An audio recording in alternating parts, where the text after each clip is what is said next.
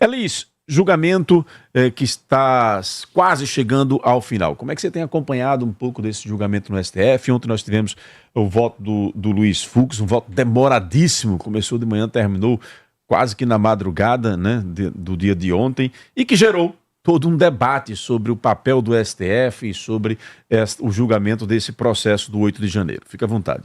Bom, no que pese que o Luiz Fux tenha apresentado um voto extenso e fundamentado, extremamente fundamentado por réu e por crime, ele fez uma fundamentação tanto por réu quanto por crime, de acordo com a denúncia da PGR. Eu acho que, apesar de ter sido um voto importante do ponto de vista do direito, do restabelecimento do que é o ordenamento jurídico no país, Bolsonaro está condenado. Isso não muda o resultado imediato do julgamento. Bolsonaro está condenado.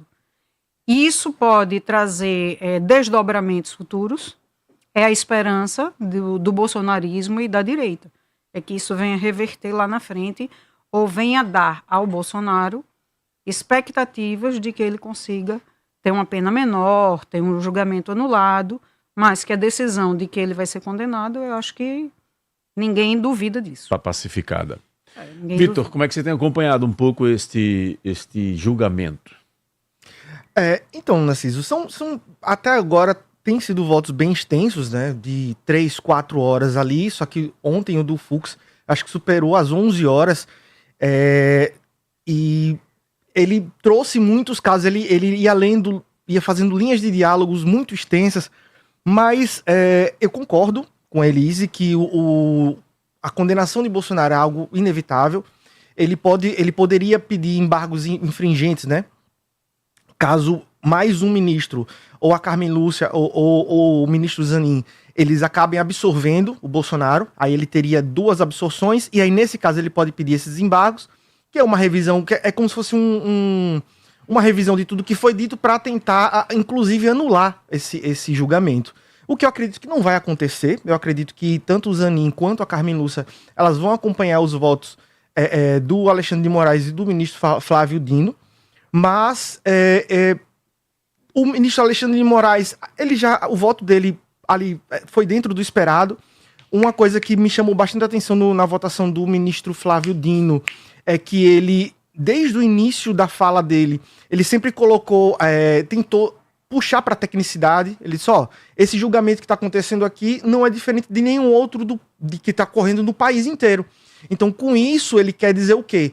Quer dizer que ali, apesar de ser algo extremamente midiático, extremamente político, né, ser um debate extremamente politizado a partir das imagens que estão sendo transmitidas por diversos jornais e veículos de comunicação no país inteiro, ele, o tempo todo, a gente sabe que ele sempre foi um cara que se disse comunista, sempre se disse de esquerda, mas na fala eu percebi que ele foi bastante cuidadoso em tentar deixar a pessoa dele de lado e tentar se ater à parte técnica da coisa.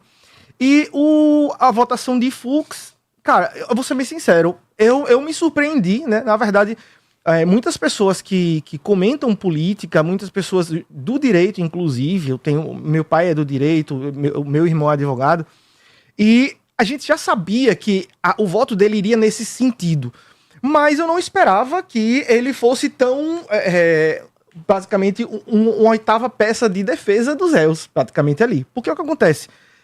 Ele aceitou, quando a Procuradoria fez a acusação para que o julgamento fosse feito no Supremo Tribunal Federal, ele aceitou que o caso... Foi o voto final, né? Exatamente. Ele aceitou julgar esse caso. Ele, inclusive, condenou 400 pessoas que está do 8 de janeiro. Então, se ele começou ele chegou a condenar as 400 pessoas que estavam lá, agora ele simplesmente disse que o Supremo... Recobrou a consciência. Agora o Supremo Tribunal Federal simplesmente não tem competência para... Depois que ele já deu as 400 condenações, depois que ele aceitou as acusações, não faz muito sentido isso. Independentemente do que eu acredite ou não, sabe, Narciso? Elisa, há poucos instantes eu dizia aqui no programa que eu acho que a gente vive, infelizmente, no Brasil, num refinado jogo de poder que muitas vezes a população não alcança um pouco isso e a gente vive nessa dualidade. O STF, um STF que horas tem uma interpretação, horas tem outra, daqui a pouco você tem a interpretação de que, por exemplo, pegando lá para o tempo de Lula, né?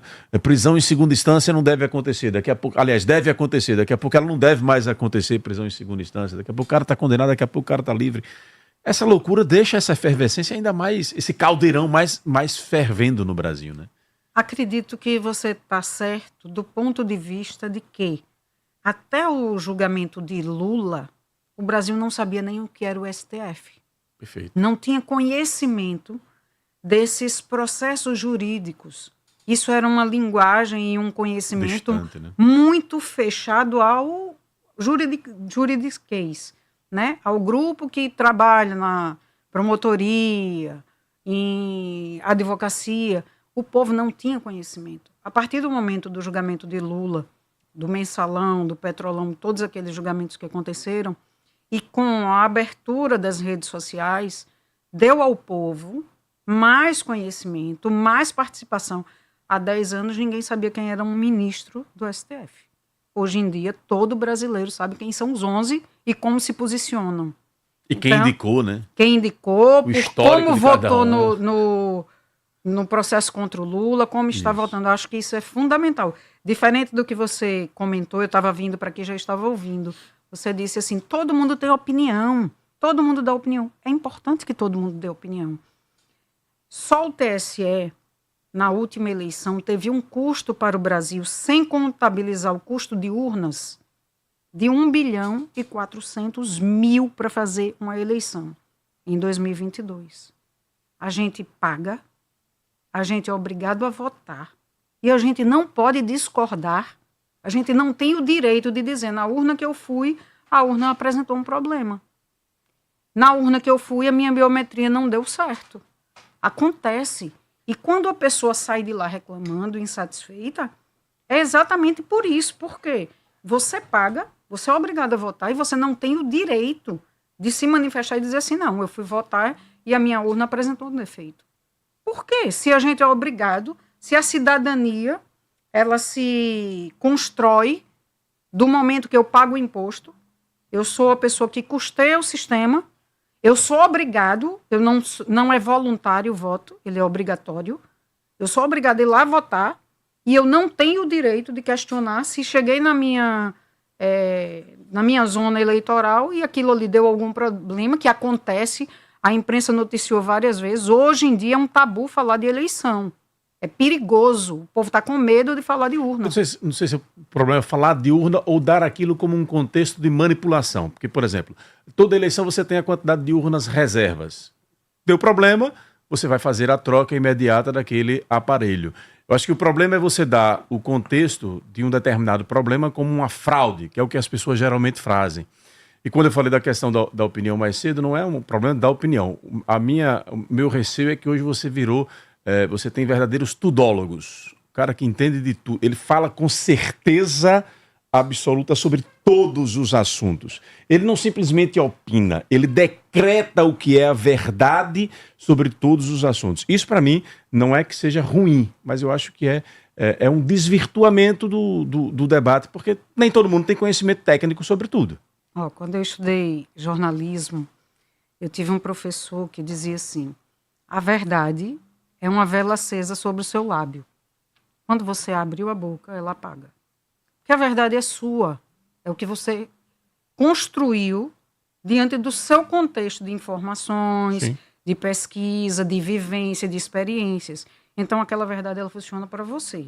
Sim. Se você vai dizer ela e eu vou me convencer de que isso é verdade, é outra história. Como eu costumo dizer, tem sempre vida inteligente do outro lado. A gente não pode abrir nunca mão do direito de pensar. Sim. Do direito de expressar. E o que está acontecendo com o Brasil é que a urna, ela é perfeita e eu não tenho o direito de ter dúvida se eu tive 500 votos ou foi 1.500 votos. E é isso que está se questionando. O problema é que as pessoas não elaboram, não têm a prática da comunicação para fazer a elaboração. E aí o candidato vai lá, Almeida Lima questionou a urna eletrônica. Aqui em Sergipe, todo mundo viu. Ele foi uma das primeiras pessoas que levantou um Não questionamento recordava sobre... disso. Ele foi uma das pessoas que levantou questionamento em relação às urnas eletrônicas. Por quê? Porque enquanto candidato, enquanto partícipe de um processo eleitoral, é direito seu questionar se está correto ou não. Se você vai a um cache eletrônico, que é uma máquina eletrônica perfeita, cheia de tecnologia e de segurança, e você chega lá e corre o risco de pedir um saque de 500 e sair 300, e você tem lá um número de telefone que você tem o direito de questionar e dizer, olha, eu fui tentar sacar R$ 500, só saiu 300. Então, eu estou ligando para pedir que seja corrigido esse problema. O banco vai avaliar e vai dizer, não, realmente houve o erro ou não houve o erro. Então, por que uma urna eletrônica, que é uma máquina manipulada, é uma máquina preparada, por que ela não pode sofrer um erro? E eu não estou dizendo de dolo, de má fé. Estou falando de erro. Para se falar em dolo, em má fé, preciso provar. Muito mais amplo. Entendeu? Então, agora, quem aqui, todos nós somos da imprensa, quem nunca viu chegar numa sessão eleitoral, a urna não funcionou. São 10 horas da manhã, a sessão não abriu. Por quê? Porque a urna não funcionou. E do jeito que ela não funcionou, ela pode funcionar mal. Ela pode ter divergência do que foi registrado. Mas veja, quando você fala no campo da divergência, eu já quero abrir para ouvir Vitor e a Magna Santana também, quando você coloca no campo da divergência, você coloca a possibilidade de manipulação. Não. Sim. Não. Sim. Não. É sutil, mas sim. Não, divergência é de que eu acho que aqui eu deveria ter 500 votos e só tive 300. E quem me garante que isso Mas não veja, decorreu do defeito que a urna Mas aí, apresentou até 10 horas da manhã? Mas veja, a partir desse princípio você está tirando a inviolabilidade do segredo do voto, da pessoa que foi lá e votou e o voto não chegou porque não votou mesmo. Por que a Elis precisa esconder o voto dela? Qual é o motivo? Não é crime. Posicionamento político é cidadania. Não é esconder voto, Por veja. que eu se a gente tenho voltar que há um ter tempo atrás, sigilo no meu voto, minha gente? para evitar que de repente o coronel do lado de fora do colégio lhe cobre o voto que você deu. Exatamente. Mas acontece, minha gente. Você nós pega não o estamos programa, mais... lá. Acontece. Aí como acontece, Alice? Você está numa empresa que... Antigamente, por exemplo, quando o voto ele era impresso, as pessoas manipulavam o voto. Olha, Anulava-se voto. Você lembra daquele caso das urnas que foram jogadas no Rio Sergipe? Exatamente. Uma histórica eleição manipulada em Sergipe. Antigamente, você ia para o voto impresso, o cara estava lá no interior do estado, você manipulava lá, riscava, lia de forma errada. No voto eletrônico, você parou de ter isso. Qual é o meu receio? E aí, respeitando a liberdade, até para abrir para Magna e Vitor aqui falarem. Senão a gente vai ficar aqui nesse diálogo, né, entre dois apenas. O voto impresso, aí tem o Wendel do lado de fora que é coronel. Cadê? Comprovação aqui para você receber os 50 conto que você... Hoje o cara recebe, vamos ser sinceros, os 50, os 150 sem comprovar. Dá golpe geral. Com a impressão, o cara vai passar a cobrar. Magna Santana, 8h30, Magna. Mas eu não falei de impressão. 8 horas, 30 minutos. Muito bom, está começando muito bem esse debate. Já estou percebendo que o tempo vai ficar curto para tanta coisa. Mas você já começou e Elis já fez uma provocação interessante, que é essa questão das urnas eletrônicas. Eu defendo em parte o seguinte: se a gente gasta tanto dinheiro com fundo eleitoral para as campanhas e tal, por que não também com a urna eletrônica e depois o votinho impresso? Você sair com o seu recibo do seu voto, e não aquele ticket de que você compareceu às urnas, que eles também te dão. Eu não vejo nada demais investir nisso. Mas é muito custo. Sim, é como uma máquina de um banco, de um cash que você vai, você quer imprimir? Quero, não quero, não quero. Então, assim, é só um detalhe nesse sentido. Agora, como o Narciso colocou e relembrou das questões, né, e como o Vitor ia também, eu acho que fazer a colocação dele nesse sentido, de que antes tinha um coronel comandante até hoje, gente lá verificando quantas pessoas tem na sessão para saber se vão votar ou não vão votar. Mas o seu recibozinho eu defendo que poderia ter. Imprimiu, terminou, é seu, você faz dele o que você quiser. Mas enfim, é muito complexo. Eu queria colocar aí uma outra questão nesse debate, para a gente até não esquecer e falar do que tudo isso está gerando. Novamente, muito pertinente, Elis, de voltar a falar de que, graças a tudo isso, tudo é um aprendizado, eu defendo que é. A gente está conhecendo STF, como diz assim, a gente está sabendo o histórico dos ministros, ninguém sabia nem quem é que eles eram indicados e por quem. Então é interessante isso, essa discussão é muito bom. Você tem essa coisa positiva. O que eu também aí opino, não acho legal, é a polarização agressiva, violenta, que a gente vê que é o que tem acontecido nos últimos tempos. E aí eu gostaria de entrar numa questão e ouvir de vocês, soberania, que tem sido uma palavra que a gente tem usado muito e ouvido muito. A interferência, então soberania, chantagem, palavras que a gente tem ouvido, a história de se buscar, né, apoio lá fora, também eu acho que é legítimo. Eu estou injustiçada, não consigo aqui, eu vou buscar Anistia Internacional, órgãos internacionais, ONU, seja lá o que for. Agora, a forma como isso está sendo feita, e eu queria ouvir a opinião de vocês, eu não me recordo na história do nosso país esse tipo de coisa, e de repente esse tipo de chantagem envolvendo, aí mexe muito, né, com o nosso ego, nossa questão. Vocês, o que é que vocês acham disso? Essa interferência está abusiva dos Estados Unidos no nosso país em questões que poderiam ser resolvidas dentro de casa, ou está tudo certo e é assim mesmo, faz parte do jogo? Muito bem, Magna Santana. Olha, o La Paz é o maior cemitério e crematório de Sergipe. Com 90 mil metros de estrutura moderna, oferece salas VIP, jazigos perpétuos, planos funerários e crematório próprio. Tudo no mesmo lugar. Se você já tem plano em outra empresa, pode fazer portabilidade com facilidade. Fale com a equipe do La Paz e conheça todas as condições. 3045-4222. 3045-4222. Cemitério e crematório é o La Paz. Ainda tem que morar em um lugar onde você vai viver com sua família como se estivesse morando em um resort à beira-mar. Eu estou falando do Meliá Residência. Lá você vai viver momentos incríveis. Faça contato com a equipe comercial e saiba das condições especiais. Parcelas fixas de R$ 599. Olha só, R$ 599 para você morar em um lugar encantador. 998-84-4140. 998-84-4140. É mais um empreendimento da Move Construtora. Move Construtora, o seu sonho é o que nos move. Vitor Vieira ficou devendo a opinião sobre essa questão das urnas. E Alice, rapidamente antes do intervalo, só observação. Não é que você seja a favor da impressão, mas sim da conferência ao lado da urna, é isso? Isso. Não é a impressão para a pessoa levar. O ticket que ele é impresso, ele passa na máquina, perfeito. Você vê e ele cai lá na urna. Aí sim. Aí eu acho que é possível, né? Eu sou contra, como Magna disse, por exemplo, Magna é a favor da impressão para a pessoa levar. Aí eu sou contra porque eu acho que tem outras questões sociais que podem ser complicadas. Vitor, sobre esse assunto, sua opinião, rapidamente para a gente ir para o intervalo e voltar. Tá, rapidamente. Concordo com você, Narciso, discordo de Magna, porque o voto impresso para você levar para casa é uma ferramenta de controle, principalmente de grandes empresas que tem... que a gente sabe que fecham com chavos ali, com um grupo político, e aí não, vamos votar, e aí depois a gente sabe que tem essa conferência, então esse segredo de você não levar, não ter como comprovar depois, é muito importante para que a democracia seja exercida. E sobre a questão das urnas, uma história rapidamente.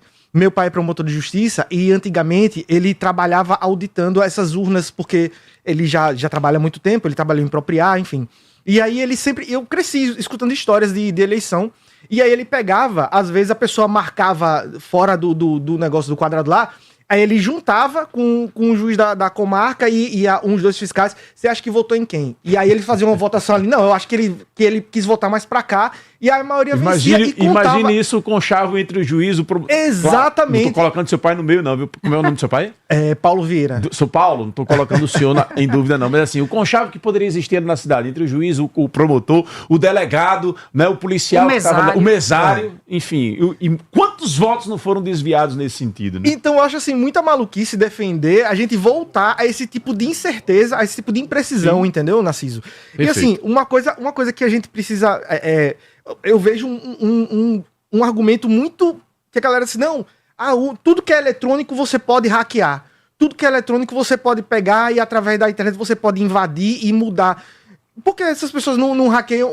Tentem hackear um mouse, tentem hackear uma calculadora. Entendeu? Você não consegue, não é porque é eletrônico que você vai conseguir remotamente invadir e acabar mudando o sistema. Já foi comprovado que as urnas eletrônicas, elas são offline. Você não consegue não por tem internet, acesso a você não ela. tem acesso à internet. Então, assim, ó, é uma coisa que a gente precisa... Tanto é assim que os fiscais precisam sair com os HDs, antigamente era disquete, né? Não sei como é que é hoje, e vão para uma outra central para poder iniciar a apuração, Elis. A fraude na urna eletrônica, ela não acontece por hackeamento. Eu vi explicação de especialistas que ela acontece da seguinte forma. Existe uma zona eleitoral, onde 500 pessoas devem votar ali, tá? Só foram 300. Porque, geralmente, dá 40%, 20% de abstenção, não sei o que As pessoas e tal. deixam de ir. O que acontece? Tem um livro ali com o nome de Elis Moura. Se o cara sabe que Elis Moura estava ali e deveria votar, quem abre a urna é ele. Ele tira o ticket, ele vota por Elis Moura. E muita gente disse, eu não fui votar e está lá aparecendo como se eu votei. Aí não é fraude a urna, aí é um cidadão que frauda. Sim, aí é o exatamente. mesário. Sim. Aí é alguém que está na mas eles mesa. Aí é um concorda crime comigo. direto cometido até isso. de falsidade ideológica. Pronto, isso. Mas que existe. Não descarto que exista, não. Existe. Isso aí... Eu vi especialista. Não é uma questão de Isso aí eu não hackeamento. descarto, não, É sim. que ligou, ela funcionou, desligou, ninguém tem mais acesso. Verdade. Mas a questão é que antes da emissão do boletim de urna, quando ninguém mais pode votar a partir de 5 horas, Antigamente, você vota por quem não foi e ali aparecem 100 votos você sabe que que não antigamente, chegaram antigamente no para o interior do candidato que me estado, interessa. o controle de mortos era muito mais complicado. Então, antigamente no interior do estado, os líderes políticos, eles ficavam com as identidades dos mortos. Ficavam com as identidades dos mortos e iam votar, fazia o revezamento. Você pegava um endeulesse aqui, dava a carteira de identidade, já tinha um esquema com o mesário e entrava lá para votar com a carteira de identidade daquele cara que já estava morto, ó. O Mas eu não mesário sei que quantos aceita anos. fazer esse tipo de fraude, Sim. aceita fazer na urna eletrônica. Qual é o problema? Mas, Elisa, veja... 8h38, eu vou ao intervalo comercial e volto já com mais informações aqui no Jornal da Fã. 8h44 e volta com o Jornal da Fã. O Heraldo Neves diz aqui, Narciso, essa discussão não pode se esquecer da diferença entre voto impresso e voto auditável. Imagine um cargo em comissão de uma prefeitura nunca votaria no candidato diferente do prefeito se tivesse que levar a impressão. Lembre-se do início da República, voto de cabresto. Já o doutor Luiz Gustavo diz aqui, o recibo do voto vai levar à manipulação financeira das eleições. Atualmente as urnas passam por um processo de integridade, inclusive com reuniões promovidas pelos 3 poderes, com participação de partidos, imprensa e sociedade civil. No pleito, algumas urnas são sorteadas para fiscalização no dia do pleito. Muita gente aqui interagindo e colocando a opinião sobre isso, né? O Beto diz aqui, quando voltamos a fazer biometria, a urna só libera o voto após a biometria. É uma boa saída também, né? Já que hoje na biometria, rapaz, você alcança tudo, né? Hoje, para você entrar, por exemplo, em prédios comerciais, basta você vai lá, se cadastra uma vez, não precisa toda hora passar pela recepção, né? Reconhecimento facial está entrando ali, enfim, poderíamos avançar para esta situação. Mas vamos botar ouvintes no ar para poder interagir com eles aqui. São 8h45, a Sapuca aí já apertou, mas eu quero botar o povo para esquentar o debate com eles aqui. Vamos lá. Bom dia, Narciso, bom dia a todos os ouvintes da Fã. De fato, Narciso, a polarização sempre existiu, tanto na esfera federal, né, na disputa presidencial, como também nas esferas estaduais. Víamos bastantes embates entre João Alves e Marcelo Deda, assim como Lula, assim como Fernando Henrique Cardoso. Entretanto, atualmente, o que se vê é uma guerra, é uma disputa para ver qual é o menos bandido dentre aqueles que estão no poder. É uma coisa que primo para de falar com primo, pai para de falar com filho, filho para de falar com pai. E eles aí mangando da nossa cara. Ontem mesmo, teve no seu programa Rodrigo Valadares defendendo Bolsonaro. Será que ele não tem advogado suficiente para o defender já? Esses parlamentares que defendem A ou B, será que ele não tem projetos para apresentar à sociedade? Deixa os advogados trabalhar, vai trabalhar aí para a sociedade, vocês que foram eleitos. Está uma doença, isso está uma doença, essa polarização hoje no país está uma doença. Infelizmente a realidade é essa. Bom dia, Narciso, e aos entrevistados aí também, que vão participar desse debate. Velho, é o seguinte, o Luiz Fux, ele realmente ele criou uma celeuma depois do que ele fez ontem, depois do voto que ele deu ontem. Sabe, ele criou uma celeuma muito grande. Tudo que a direita extremista no Brasil queria, que era justamente isso. O que ele fez, absorção total do Bolsonaro e acusando o general lá e o outro Cid, né? Quer dizer, mas ele se contradiz muito. Então ele, ao meu ver, ele me decepcionou muito. Nunca imaginei que fosse escutar, nem ler, nem ver o que eu vi ontem, durante todo o dia, a votação dele. Uma votação, inclusive, mais demorada que teve até agora. Com muitas minúcias, com muitos detalhes. Quanto a isso, normal, tranquilo. Agora, da maneira como foi proferido, foi totalmente um absurdo, na minha opinião. Narciso, estou acompanhando o seu programa, bom dia. Como é que o cara vota pela outra pessoa se coloca digital lá, para detectar o eleitor? Tá sem lógica aí o que essa moça falou. Esse foi o Demilson, o último. O André Lira, lá de Estância, manda aqui uma opinião. Tem um comentário aqui no YouTube dizendo o seguinte... ela tem o carimbo... Aí é pra você, viu, Elis? Ela tem o carimbo da direita mesmo. É engraçado que tantos anos a turma lacradora foram eleitas sem a impressão do voto, mas o Bolsonaro perdeu e daí abriu esse debate. Já o Adailton Paulo diz o seguinte: não procede. Antes, Bolsonaro da petralhada toda questionavam as urnas. Na última eleição para presidente, quando minha esposa foi votar, já tinham votado por ela. Se eu e minha esposa não tivéssemos exigido, ela não teria votado. O Adailton Vieira diz aqui: essa jornalista está falando muita asneira. Acho que ela nunca participou do processo eleitoral como mesária. Em uma sessão eleitoral, além dos mesários, há também os fiscais dos partidos. Quem mais aqui? Almeida questionou as urnas em 2009, quando era senador. Eu não lembrava disso não, com toda sinceridade. Não lembrava. O Givanilson diz aqui... aqui, o Givanilson já foi o que eu li. Cadê aqui mais? O Adailson está aqui. Toma, jornalista, receba! Narciso! Eu adoro esse clima, meu Deus do céu. André Lira, bom dia, Narciso. Quem é a jornalista? Viva a democracia. Não concordo com os pensamentos dela, mas é sobre isso que defendemos. Democracia. Temos o direito de não concordar com os pensamentos dela, mas também temos a obrigação de respeitar e defender o direito que ela tem de argumentar. Também não concordo com Magna. Se sair um comprovante, os coronéis iriam exigir de seus funcionários. Muito bem, muito obrigado, André Lira. Eu acho que isso é que é o bacana, né? Essa efervescência da democracia, eu acho que é empolgante, com toda a sinceridade. Chama a gente mais vezes que a gente promete trazer bastante efervescência. Tem gente aqui dizendo bem assim, pode marcar aí toda quinta-feira, traz eles de volta. Estão convidados para a próxima quinta. Por mim, Elis, fique à vontade. Estou à disposição. Olha, a gente precisa entender que toda vez que alguém diz assim, Elis é da extrema direita, Vitor é da extrema esquerda, já é uma forma de você não permitir que eu pense diferente de alguém. De você. Por que eu sou extrema? Só porque eu sou de direita? Porque eu penso de direita? Qual o pecado de ser de direita? Sabe qual é a dificuldade que a sociedade está passando em aceitar o que é ser de direita e o que é ser de esquerda?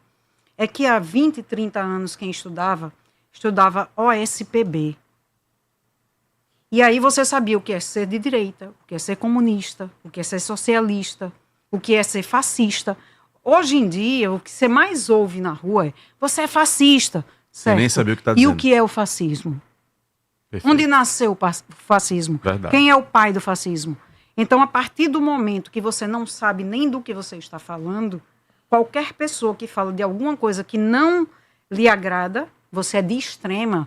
Você não é de extrema, gente. Existem as pessoas que são de esquerda, Existem as pessoas que são de direita e existem as pessoas que são de centro. Sabe o que é ser extremista? É ser terrorista. É matar, é não permitir que o outro fale, que o outro pense e que o outro pense diferente de você. Como lamentável o caso que a gente viu ontem nos Estados Unidos, né? A gente viu isso nos Estados Unidos, a gente viu isso aqui em Sergipe, um deputado foi morto para que o outro assumisse no lugar. Eu vi isso a vida inteira em Alagoas, eu sou jornalista formada em Alagoas. Lá, Terra dura, política sempre foi na base da bala. Quem estava no poder? Quem sobreviveu. Na minha terra, eu cresci assistindo a política na minha terra, de que quem ficava no poder era quem estava vivo. E, às vezes, mesmo estando no poder, você era morto. Existia lá a gangue fardada. Foi uma guerra política, onde se passou 10 anos, a cada 15 dias existia uma chacina. Nós tivemos cidades aqui em Sergipe que viveram essa realidade, né? Ô, Elis, eu só tenho uma defesa para fazer para minha geração, que já não tinha o SPB nas escolas, mas uma defesa a gente aprende isso na história, o que é fascismo, o que é o nacionalismo, o que é a pessoa de ser de extrema direita, a gente estuda isso, principalmente nas políticas do século XX, aí a geopolítica, isso tudo, principalmente no ensino médio, tá? Não é porque a gente não teve mais acesso ao SPB, que era essa matéria que antigamente tinha, meu pai já falava disso também, que a gente não estuda. Eu acho que tem pessoas, inclusive da idade, que estudaram o SPB, teve na escola, e hoje não tem essa visão, não sabe o que é fascismo também. Eu acho que a diferença não é, antes tinha o SPB, agora não tem mais. Hoje a gente tem na história. A diferença é, quem estudou, quem se interessou a aprender e quem não se interessou. Porque hoje você vê isso diluído em outras matérias. Então, eu aprendi na escola o que é fascismo, o que é comunismo, o que é socialismo, quando a gente vai estuda Marx Engels, na própria faculdade também. Então, assim, depende. Não é só porque não tem a matéria que você não vai saber o que é. As escolas ensinam sim, hoje em dia. E eu sei porque eu não tive essa matéria e eu aprendi isso na escola. Agora tem um recadinho importante para você. Sergipe é o segundo estado do Nordeste que mais cresceu no último ano. Somos também o segundo estado do país com maior crescimento em competitividade. É o trabalho do governo de Sergipe que vem transformando o nosso estado na segurança pública, na solidez fiscal e na infraestrutura. Quanto mais competitivo o nosso estado é, mais atrai investimentos e empresas, gerando mais empregos, renda e oportunidades para o nosso povo. O governo de Sergipe está trabalhando, transformando o nosso estado e colocando o Sergipe em destaque nacional na premiação do CLP, o Centro de Liderança Pública. Governo de Sergipe, trabalho que transforma. Realize seu sonho de sua vida nova no Barra Garden, um condomínio de casas prontas para morar, com opções de 2 ou 3 quartos com suíte, pensado exatamente para o conforto da sua família. Lá você vai encontrar áreas de lazer completas, segurança, qualidade de vida e contato direto com a natureza. É um empreendimento da série na região mais valorizada da Barra dos Coqueiros. Entre em contato agora, 3217-9693, 3217-9693. Há 23 anos no mercado, a Resende Autopeças é a sua parceira de confiança em Aracaju. Sabemos que o seu tempo é precioso, por isso garantimos a melhor e mais rápida entrega da cidade. Aqui você encontra peças de qualidade com preço justo. Nossos profissionais são treinados para dar o atendimento personalizado, agilizando todo o processo de compra, porque na Resende o cliente é prioridade. Estamos na Avenida Maranhão, número 1065, no Siqueira Campos. Telefone de contato 3236-6000, 3236-6000. 8h55, vamos nos encaminhar aqui para nos despedirmos dos nossos dois convidados. Parece que começou agora, né, o debate. Deu nem tempo da gente debater, na verdade. Tem a pergunta de Magna ainda sobre soberania, né? Vocês vão deixar a Magna com raiva? Acredito que não, Deus, né? Mas 8h56, um minutinho para cara para que a gente possa finalizar e irmos para os destaques finais, já prometendo aos nossos ouvintes. Se vocês gostaram, deixa aí o comentário. Na próxima quinta-feira a gente convida novamente os dois aqui para estarem aqui conosco, né? Aliás, não vou antecipar não. Daqui a pouquinho no café a gente bate um papo ali, já. Mas, Elis, muito obrigado pela sua vinda, viu?